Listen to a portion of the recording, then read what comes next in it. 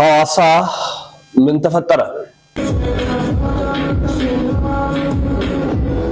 እንኳን ወደ ዋና ማራኪው ሀገር ሐዋሳ በሰላም ፈለገ አትናቴዎስ ምን ገጠመው? ራሱ በአካውንት ገንዘብ አስገብተን ነው የተገዛው። መስሎችን በመላከ ፀሐይ ወላይታ ሶዶ ደብረ የተወደዳችሁ ውድ ቤተሰቦቻችን ኦርቶዶክሳውያን ይሄ መረጃ ጉልበት እንዲኖረው እንሻለን። ከምንም በላይ መረጃው ለመላው ዓለም ይዳረስ ዘንድ ላይክ፣ ሼር፣ ሰብስክራይብ ያደረጋችሁ እስከ መጨረሻው ድረስ እንድትከታተሉን እንጋብዛችኋለን። በደንብ አድርጋችሁ ላይክ፣ ሼር አድርጉልን። እስከ መጨረሻው ተከታተሉን። ወደ ቪዲዮቹ በቀጥታ መራ። ሰላም ጤና ይስጥልን። እንዴት አላችሁ? ታላቅ የሆነ የምስራች ሐዋሳና በሐዋሳ ዙሪያ ሌላም ቦታ ያላችሁ ለእናንተ እንሆም። ሰርጋችሁን ቤት ለማድረግ አሰባችሁ? ምናልባት ሰርግ ሲመጣ ብዙ ጭንቀቶች ይመጣሉ። የምግቡ ጉዳይ አሳሳቢ ነው። ስለ አዳራሹ ጭንቀቱ የሚያቆም አይደለም። የምግቡ ጉዳይ ብቻ ሳይሆን የዲኮሩ ጉዳይ፣ የካሜራ ሁኔታ ከሽምግልና ጀምሮ እስከ መልስ ያለውን እንዴት አደርጋለሁ? መኪናውንስ ምን ሊሆን ይችላል? እኛ አሰናርተን እናቀርብላችኋለን። ምክንያቱም ያሮስ ኢቨንቶች ነን።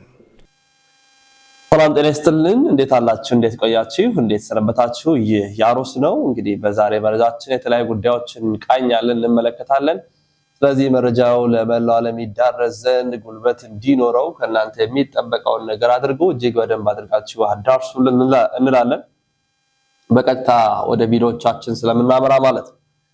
በቅድሚያ እንግዲህ ከፈለገ አትናቴዎስና ከወላይታ ሀገረ ስብከት ጋር የተገናኘውን መረጃ ላስደምጣችሁ። እንደምናስታውሰው ብፁዕ አባታችን ብፁዕ አቡነ ይስሐቅ የወላይታ ሀገረ ስብከት ሊቀ ጳጳስ ናቸው። የሀገረ ስብከት ሊቀ ጳጳስ ናቸው። የሚመሩትም ወላይታ ነው።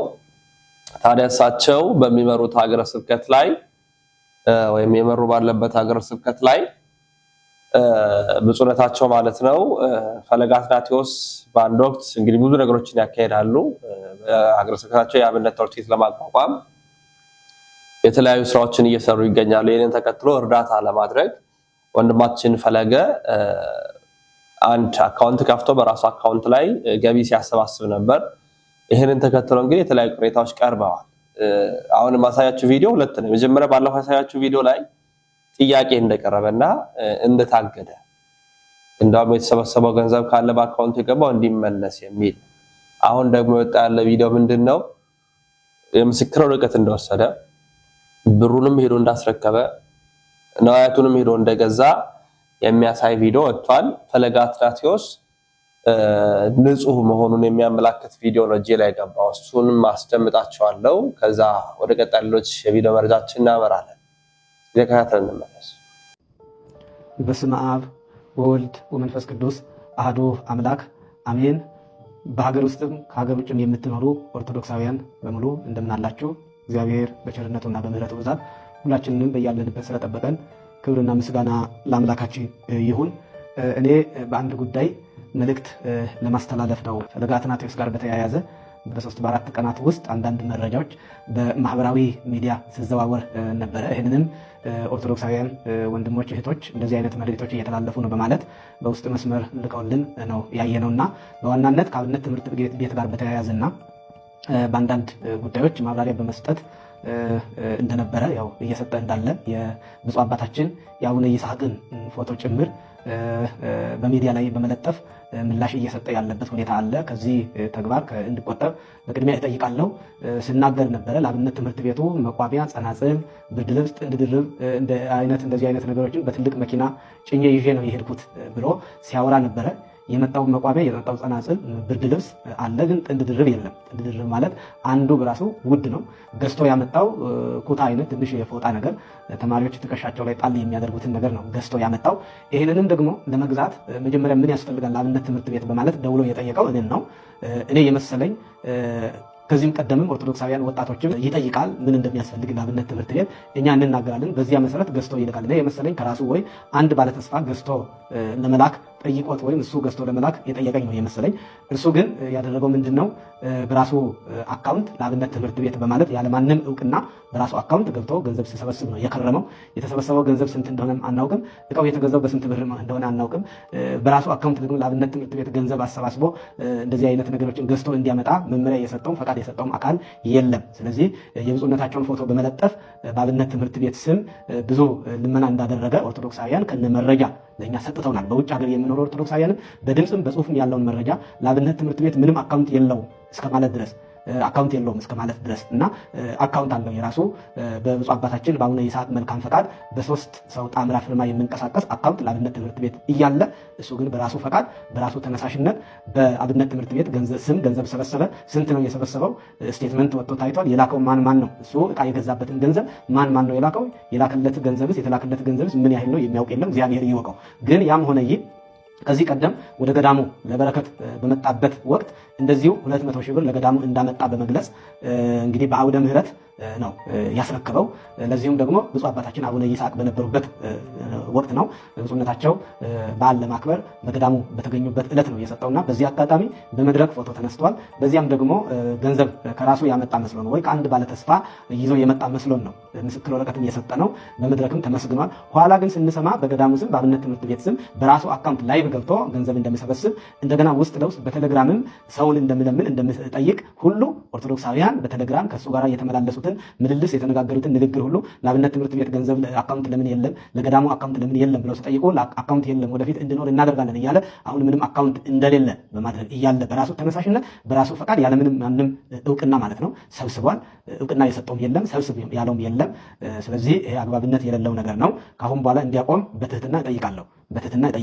በጣም የምንወዳቸውን አባት ብፁዕ አባታችንን አቡነ ይስሐቅንም እንደዚሁ ፎቶቸውን በሚዲያ በመለጠፍ እንደዚህ አይነት ተግባር ላይ እንዳለ አይቻለሁና ከዚህ ተግባር እንዲቆጠብ እጠይቃለሁ። ብፁዕነታቸው የሰጡት እውቅና የለም። ለሱ በራሱ ፈቃድ ነው የሰበሰበ እንደሆነ ገንዘቡ ስንት ነው? ማን ነው የሰጠው? በራሱ አካውንት ማን ነው በገዳሙ ስም በአብነት ትምህርት ቤት ስም ገንዘብ እንዲሰበስብ የፈቀደው? ስለዚህ ከዚህ ተግባር ልትቆጠብ ይገባል፣ ልትመከር ይገባል። ማናችንም ቢሆን ከኔ ጀምሮ ማንም ሰው በራሱ አካውንት ለቤተ ክርስቲያን ገንዘብ መሰብሰብ የለበትም። አስገባ ብሎ መጠየቅም መንገድም የለበትም። ይሄ አግባብ አይደለም። ስለዚህ የሰራው ስራ ትክክል አይደለም። ይሄን ትክክል እንደሆነ ለማስመሰል በአጋጣሚ እኛም ሳንረዳ ከአንድ ባለተስፋ ያመጣ ወይ ከራሱ ያመጣ መስሎን ተቀብለን አመስግነን ሰደናል እና ኋላ ስንሰማ ደግሞ በሁለተኛውም ዙር ደግሞ በአንድ ካፌ ቲፕ ለአብነት ትምህርት ቤት በወላይታ ሶዶ ርዕሰ አድባራቱ ገዳማት ደብረ መንክራት አቡነ ተክለ ሃይማኖት አንድነት ገዳም ለሚገኘው ለአብነት ትምህርት ቤት ገቢ ማሰባሰቢያ ብለህ በራስ አካውንት ሰብስባል። ይህ አግባብ አይደለም። ስለዚህ ይህ አግባብነት የሌለው ተግባር ነው። ስለዚህ ከዚህ ተግባር እንድትቆጠብ። ሁለተኛ ደግሞ የብፁዕ አባታችንን የአቡነ ይስሐቅን ፎቶ በሚዲያ ለጥፈ ለሌላው ሰው ምላሽ ለመስጠት መጣርም አግባብነት የለውም። ስለዚህ ስህተት ካለ እዚያው መታረም ይገባል። መረጃዎች ነበሩን፣ ደብዳቤ ለመጻፍም ለማስጠንቀቅም ሙሉ መረጃዎች ነበሩ። እነዚህን መረጃዎች በሙሉ ለቤተ ክርስቲያን ክብር ስንል ትተናል። ወደ ሚዲያ መረጃውን አናወጣም። ማውጣት ብንፈልግ ግን በድምፅ በጽሁፍ ሙሉ ያለ ገዳም እውቅና ያለ አብነት ትምህርት ቤት አስተባባሪ ኮሚቴዎች እውቅና የሰራው ስራ በሙሉ በጽሁፍም በድምፅም መረጃዎች አሉ። እነዚያን መረጃዎች ግን ይፋ አናደርግም። ታረም ነው የምንለው። ግን የብፁዕ አባታችንን የአቡነ ይስሐቅን ፎቶ በሚዲያ እንዳትለጥፍ ካሁን በኋላ።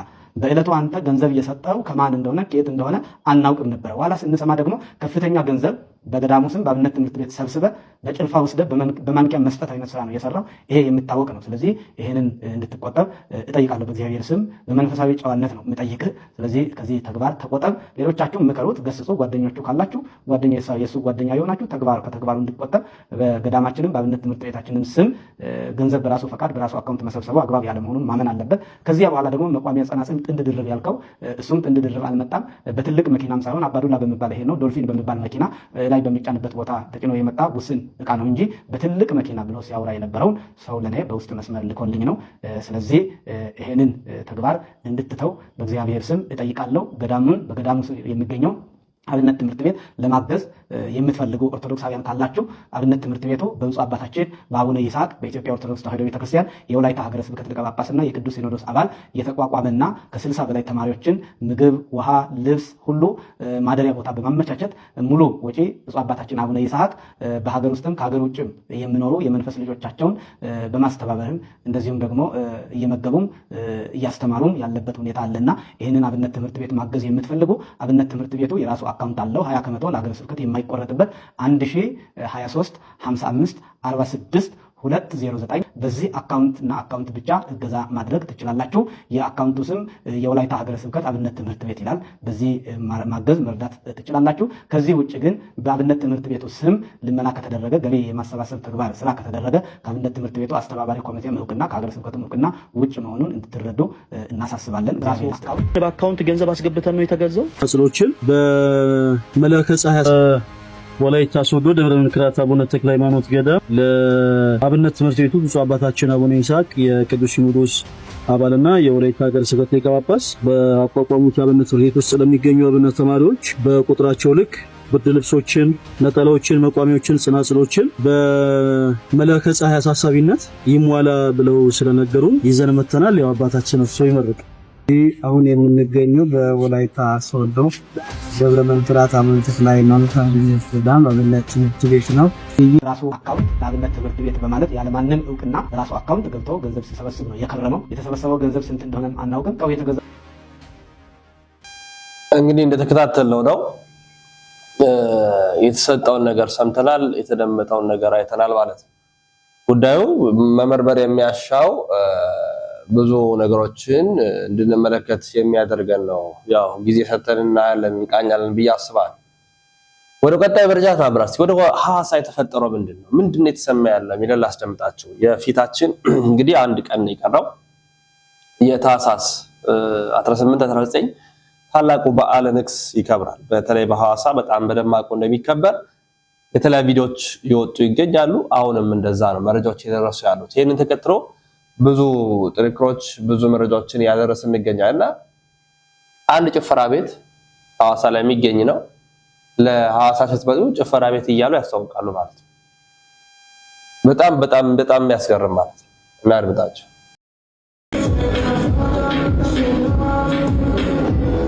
እንኳን ወደ ውብዋና ማራኪዋ ሀገር ሐዋሳ በሰላም መጡ ስንል እኛ ግራንድ ፋይቭ ስታሮች አስቀድመን የማክበር ሰላምታችንን እናቀርባለን። ሐዋሳ ድረስ የገብርኤልን ዓመታዊ በዓል ለማክበር ማመጣው ቤታችንን ሳይጎበኙ እንዳይሄዱ በሚል አስቀድመን የጀመርነው ዝግጅታችን እንዲህ ባለ መንገድ አጠናቀን የምንጠብቀው እናንተን ነው።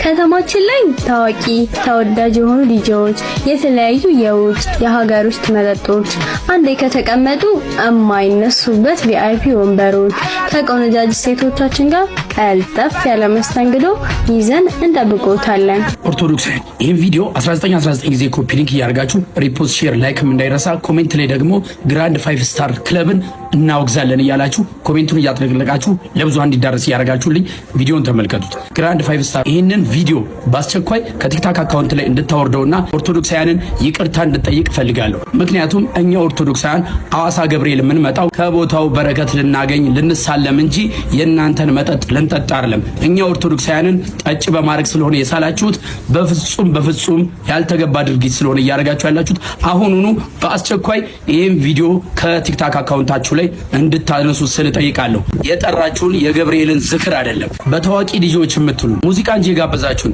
በታዋቂ ዘማሪያን መዝሙር የጋበዛችሁን መሰላችሁ? እንደገና ደግሞ ቆነጃጅ ሴቶች የምትሏት ምን ለማድረግ ነው? የተለያዩ መጠጦችን ያገኛሉ ያላችሁት ጸበል የምንጠጣ መሰላችሁ እንዴ? የማይሆን ማስታወቂያ ስለሆነ የሰራችሁት አሁኑኑ አንሱት። ሁሉም ኦርቶዶክሳዊ ሐዋሳ የሚገኘውን ግራንድ ፋይቭ ስታር ክለብን ሊያወግዘው ይገባል። የማይሆን ማስታወቂያን የሰራችሁት። እኛ ኦርቶዶክሳውያን ሊቀ መልአኩን ቅዱስ ገብርኤልን ልናከብር ሐዋሳ የምንመጣው እንጂ ለጭፈራ አይደለም። በሐዋሳ የምትገኙ ኦርቶዶክሳውያንም ይሄን ቤት ልታወግዙት ይገባል። በጣም ጥብቅ ነው። አዳርሱ። በደንብ አድርጋችሁ ላይክ አድርጉ፣ ሼር አድርጉ፣ በደንብ አድርጋችሁ ለእንደዚህ አካላት አድርሱ። ጭፈራ፣ መጠጥ፣ መዳራት እንደ ትልቅ ስራ እየጋበዙ ለበዓል የሚመጣውን ኦርቶዶክሳዊ ጥምቀት ሲመጣ፣ ገብርኤል ላይ ሲመጣ፣ በገና ሲመጣ ለማጥቃት የሚሄደዋል። በጣም ነውር የሚፈጽሙ ማለት አደገኛ ስራዎች እንዲሰሩ የሚያደርግ እዚህ እልባት ሊሰጣቸው ይገባል። ዝም ልንል አይገባም። በጣም ትኩረት ሰጥተን ልንሰራ ይገባል። ውድ ኦርቶዶክሳውያን ይሄን ድምጽ ብሰሙ፣ ይሄ መረጃ የደረሳችሁ በሐዋሳ የነውር ለመፈጸም በየጭፈራ ቤቱ ያሉ አካላት ስራ እየሰሩ ይገኛሉ። ባለሜን ኦርቶዶክሳዊ መተባበር ነው የመጀመሪያ። እንዲህ አይነት ስራዎችን የምትሰሩ ገንዘብና ገንዘብ ብቻ አይምሯችሁን የደፈናችሁ አካላት አደብ ግዙ። ሐዋሳ ለሚገኝ መንግስት አካላት እንዲደርስልኝ እሻለሁ። ትውልዱ እየጠፋ ነው የሚገኝ። ይሄ ኢትዮጵያ እሴት፣ ባህል፣ ማንነት የሚባል ያለበት ሀገር ላይ ነው እንጂ ያለነው የማንም መጨፈሪያ ምናምን ተቋም አይደለም። ስለዚህ ለክልሉ መንግስት እንደው ማድረሰው ምክንያቱም በጣም ዋና ጉዳይ ስለሆነ ማለት በትኩረት ልናደምጠው ልናጤነው የሚገባ ጉዳይ ነው። የንታ ገብረመድህን እንዲህ ይላል። ጥያቄ ልጠይቃችሁ፣ እግዚአብሔር አለ የለም? አልተሰማኝም። እግዚአብሔር አለ የለም? የለም። የለም አለ? እርግጠኛ ናችሁ? የለም። እኔ የለም። ከምር ነው ማወራችሁ። ወደ ምስጢሬ እንድንሳብ ተከተሉኝ። ወደ ምስጢሬ እንድንሳብ እግዚአብሔር አለ እምላችሁ ዓለምን የፈጠረ ሰማይን ከነደመናው ምድርን ከነጉተናው የፈጠረ ያለና የሚኖር ሁሉን በመሃል እጁ የያዘ ፈጣሪ ዓለማት መጋቢ ዓለማት እግዚአብሔር አለ የለም ብዬ ጥያቄ ከጠየቁ የጅል ጥያቄ ነው በእውነት። ምን ጥርጥር አለው? ምን ጥርጥር አለው? ይሄ ግን እኛ ራሳችን በእያንዳንዳችን ህይወት እግዚአብሔር አለ የለም? ጥያቄ ልጠይቃችሁ መልሱ እንድታገኙት። አባ መቃርስ የሚባል ቅዱስ አባት አሃው ጠየቁት። ምን ብለው? አባታችን ባለ ዘመን ኃጢአት ያልሰራው ለምንድን ነው አሉት። እግዚአብሔር የሌለበት ቦታ አጥቻ አላቸው። በመዓልት አልሰራ እግዚአብሔር አለ፣ በሌሊት አልሰራ እግዚአብሔር አለ፣ በልቤ ተንኮል አልይዝ እግዚአብሔር አለ፣ አልቀየም ቂሜን ያውቀዋል፣ በባቴ አልሰራ እግዚአብሔር አለ፣ በኔም ውስጥ ከኔም ውጭ እግዚአብሔር አለ። እግዚአብሔር የሌለበት ቦታ አሳዩኝ አለ። አሳዩኝ፣ ምፈልገውን ልሁን አሳዩኝ አለ። ይቻላል? ይቻላል ወይ? ወደ አንድ ምሳሌ ልወሰዳችሁ። ጣና ባህር ውስጥ ያለ አሳ ወደፊት ቢዋኝ በባህሩ ላይ፣ ወደ ኋላ ቢገለበጥ በባህሩ ላይ፣ ወደ ጎን ቢል በባህሩ ላይ፣ ውሃውን አትከተለ ቢለው ውሃው ይሸሻል? ይሸሻል ወይ? አይሸሽም። ያለ ባህር ይኖራል? እኛ ማንን? በአንድ በእግዚአብሔር ዓለም ባህር ላይ የሰጠምን ሰዎች ነን። በአንድ በመስቀል በቀራንዮ ባህር ላይ የሰጠምን ሰዎች ነን። እዚህ ውስጥ የሰጠመች ሰውነት ማን ይታያታል? ምልዓተ እግዚአብሔር ይታያታል? ይታያታል። እንዲያው ግልጽ ሆኖ እንዲረዳልን ወጣኒ ስለሆን ብዙ ነገሮችን በድፍረት እናወራለን። በድፍረት እናወራለን ምንም ሳይመስሉን። ከአበው አንዱን አበምኔቱ ረዱን ማለት ነው። ጥራጊ ደፍተህ አፍሰህ ውሃ ደፍተህና ብሎ እጣቢ እንዲደፋ ላከው።